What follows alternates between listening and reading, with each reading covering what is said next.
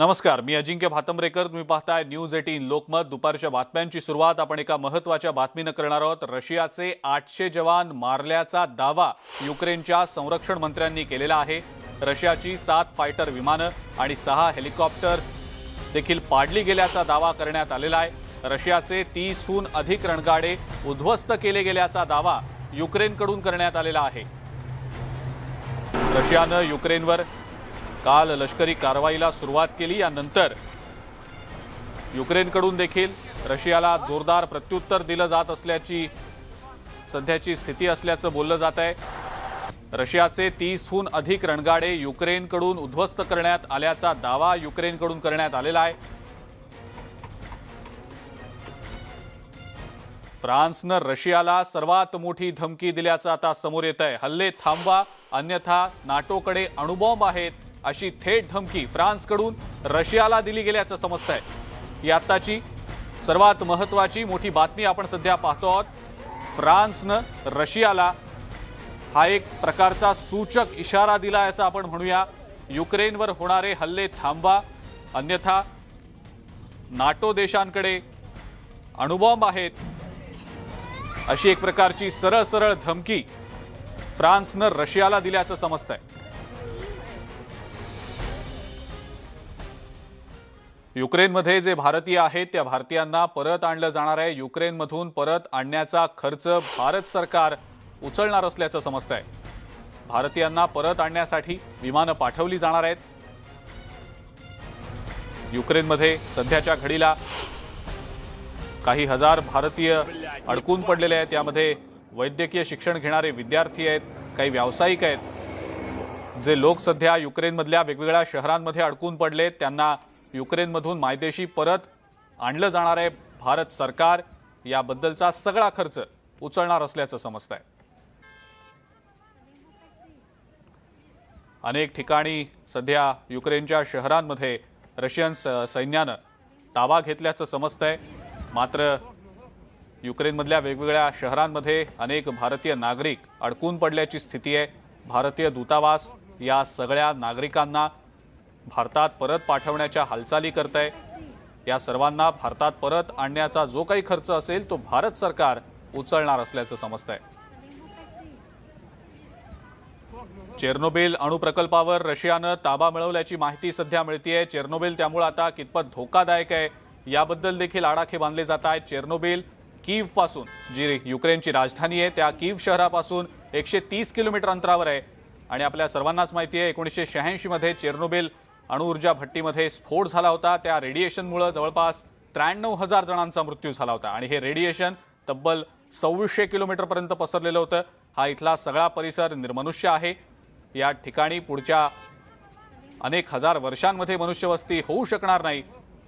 या चेर्नोबिलमध्ये सध्या 22,000 गोणी इतका अणुकचरा आहे। त्यामुळे पुन्हा एकदा चेर्नोबिलमध्ये जर स्फोट झाला तर युरोपला याचा खूप मोठा धोका असल्याचं सध्या तज्ञांचं मत आहे। आणि याच संदर्भात आपण बोलणार आहोत। निवृत्त लष्करी अधिकारी ब्रिगेडियर हेमंत महाजन सर आपल्या सोबत आहेत सध्या। महाजन सर, या युद्धामुळे खरं तर भारताची आणि इतर जगातल्या राष्ट्रांची चिंता आता काहीशी वाढलेली आहे। एकीकडे फ्रान्सकडून थेट रशियाला नाटोकडे अणुबॉम्ब असल्याची धमकी दिली जाते। दुसरीकडे चेर्नोबिल अणुऊर्जा प्रकल्पावर रशियन सैन्यानं ताबा मिळवल्याचं समजतंय। अनेक घडामोडी घडतायत। आपलं या संदर्भातलं नेमकं काय आकलन? असं आहे, जोपर्यंत प्रश्न चेर्नोबिलचा आहे, जसं आपण सांगितलं इथे सर्वात मोठा न्यूक्लिअर ऍक्सिडेंट झाला होता आणि त्यानंतर हा फक्त भाग जो आहे त्याला फक्त भिंती बांधून त्याला बंद करण्यात आलं होतं आणि त्या भागाला पूर्णपणे माणूस असं करण्यात आलेलं आहे। तर त्या भागामध्ये आता काहीच करता येऊ शकत नाही। जर तिथे काही करायचं म्हटलं तर त्याच्यामध्ये अतिशय भयंकर धोका हा घ्यावा लागेल। तर त्याच्यामुळे चेर्नोबिलचा त्या प्लांटवरती त्याच्यावरती कब्जा करणं याच्यामध्ये काही मिलिटरी फायदा रशियाला होण्याची शक्यता नाहीये। हा एक पहिला भाग झाला।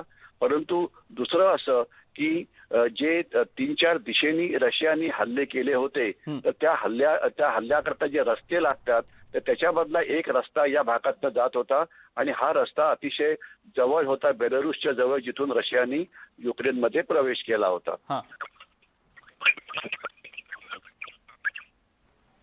वापर करता येत नाहीये.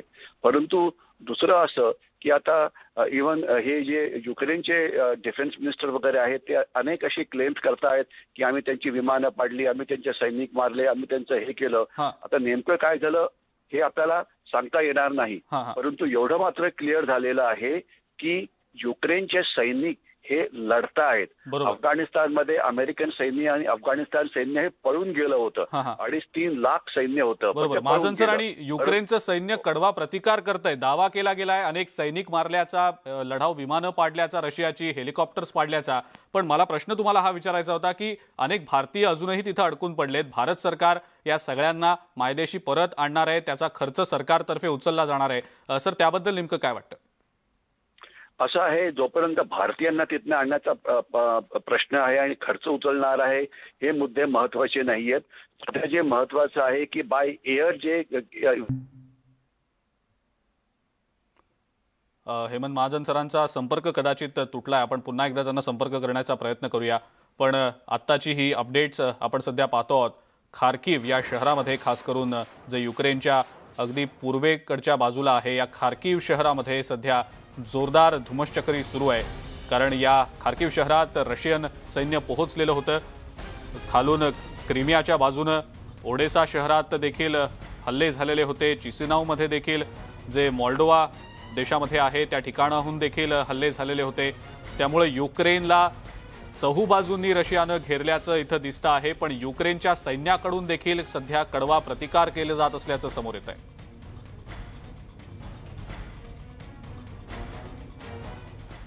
रशियानं जे हल्ले युक्रेनमधल्या वेगवेगळ्या शहरांमध्ये केलेले आहेत, त्या हल्ल्यानंतर युक्रेनमधली हृदय पिळवटणारी दृश्य देखील आता समोर आलेली आहेत. युक्रेनच्या दिनप्रो शहरात नुकत्याच जन्मलेल्या बाळांना सुरक्षित ठिकाणी हलवलं गेलेलं आहे. हॉस्पिटलमधल्या तळघरात या नवजात बालकांना ठेवलं गेलंय. रशियाच्या हल्ल्यापासून वाचवण्यासाठी हॉस्पिटल प्रशासनानं हे पाऊल उचललंय.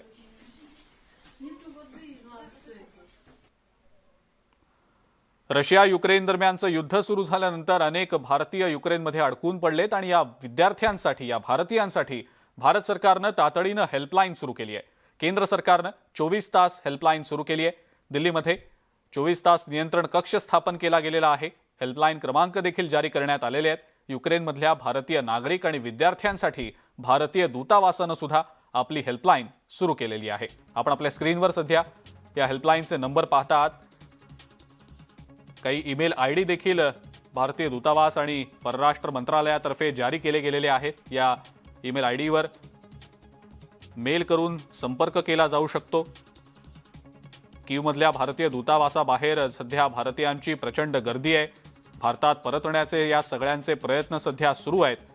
मात्र भारत सरकारनं या सगळ्यांना आश्वस्त केलेलं आहे भारतीय दूतावासाच्या माध्यमातून की या सर्वांना सुखरूप मायदेशी आणण्याचे प्रयत्न सुरू आहेत आणि या सगळ्याचा खर्च देखील भारत सरकार उचलणार आहे. युक्रेनमध्ये मुंबईतले अनेक नागरिक, काही विद्यार्थी अडकून पडलेत. भारतात परतण्यासाठी त्यांची धडपड सुद्धा सुरू आहे. अशातच या नागरिकांची आणि त्यांच्या पालकांची चिंता दूर व्हावी यासाठी प्रशासनाकडून सगळे प्रयत्न केले जात आहेत. युक्रेनमध्ये अडकलेल्या मुंबईकरांनी शहर जिल्हा नियंत्रण कक्षाशी संपर्क साधावा असं आवाहन जिल्हाधिकारी राजीव निवतकर यांनी केलेलं आहे. यासाठी काही ईमेल आयडी देखील दिले गेलेले आहेत. या ईमेल आयडीवर संपर्क करता येऊ शकेल. मुंबईकरांसाठी हेल्पलाईन नंबर देखील जारी केले गेलेले आहेत. आपल्या स्क्रीनवर आपण सध्या हे हेल्पलाईन नंबर पाहतो आहोत. सोबतच ईमेल आयडी देखील जिल्हाधिकाऱ्यांनी जारी केलेले आहेत. युक्रेनमधल्या मुंबईकरांनी मदतीसाठी थेट संपर्क साधण्यासाठी हेल्पलाईन नंबर आणि ईमेल आयडी जारी करण्यात आलेले आहेत. अहमदनगर जिल्ह्यात अनेक जे विद्यार्थी होते ते युक्रेनमध्ये अडकलेले आहेत. त्यामुळे विद्यार्थ्यांच्या पालकांमध्ये सध्या चिंतेचं वातावरण आहे. नगरचे महेंद्र झावरे पाटील यांच्या मार्फत 40 विद्यार्थी युक्रेनमध्ये शिक्षणासाठी गेलेले आहेत. ते विद्यार्थी तिथं अडकून पडलेत. यातले जवळपास 16 ते 18 विद्यार्थी अहमदनगर जिल्ह्यातले असल्याची माहिती मिळते. या विद्यार्थ्यांच्या सुटकेसाठीचे सध्या शर्थीचे प्रयत्न सुरू आहेत.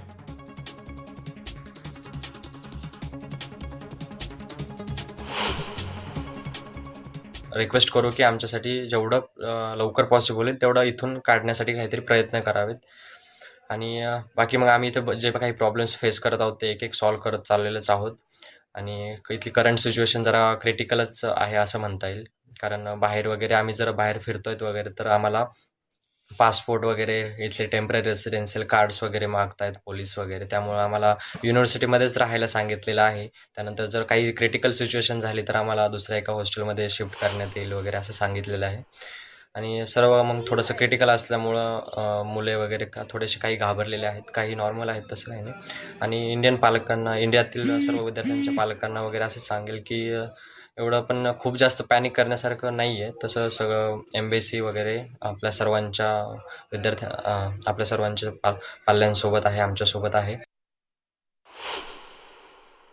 आणि माझा मुलगा युक्रेनच्या झॅपोरिझिया युनिव्हर्सिटीमध्ये सेकंड इयर MBBSला शिकत आहे. आणि आज त्याचं फ्लाईट होतं क्यूला. तो काल रात्री पोहोचला, पण पहाटे 4 वाजता तिथं हल्ला झाल्यामुळं त्यांची फ्लाईट्स रद्द झाली. त्यामुळे तो तिथे अडकलेला आहे. तर आमची अपेक्षा आहे की त्याला लवकरात लवकर भारतात येण्यासाठी भारत सरकारकडून मदत व्हावी.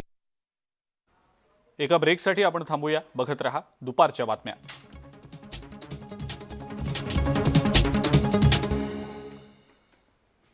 ब्रेकनंतर आपल्या सगळ्यांचं पुन्हा एकदा स्वागत. जिनियसची ओळख लहानपणापासूनच होते. बायजूज यंग जिनियस सीझन 2 मध्ये आम्ही अशाच काही चाणाक्ष मुलांना भेटलो, ज्यांनी अगदी लहान वयातच मोठमोठे कारनामे करून दाखवलेत. या शनिवारी संध्याकाळी 7:30 वाजता आपण भेटणार आहोत विनिशा उमाशंकर आणि अधिराज चौधरीला. पाहूया.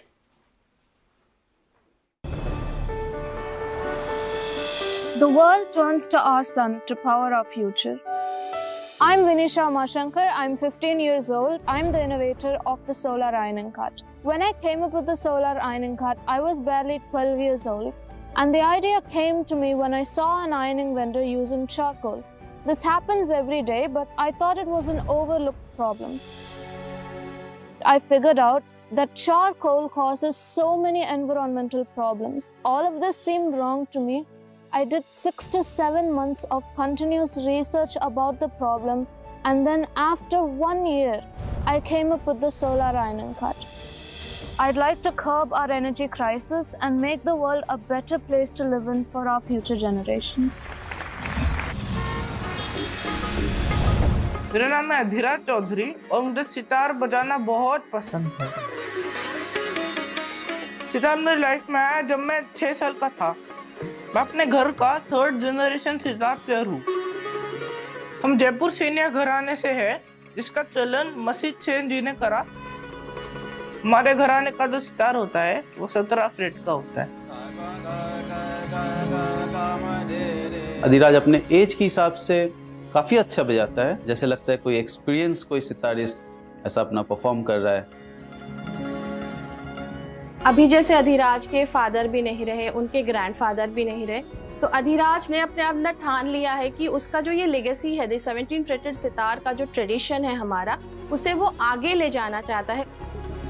जैसे कि मेरे दादाजी ने किया और मेरे पिताजी ने किया, और मुझे वर्ल्ड लेवल पर भी सितार बजाना है।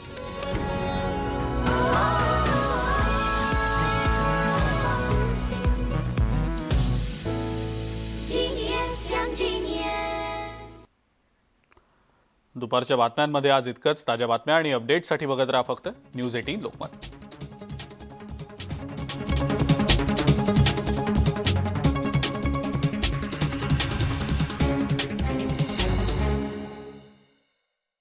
करण्यात आला. लष्करी तैयबाकडून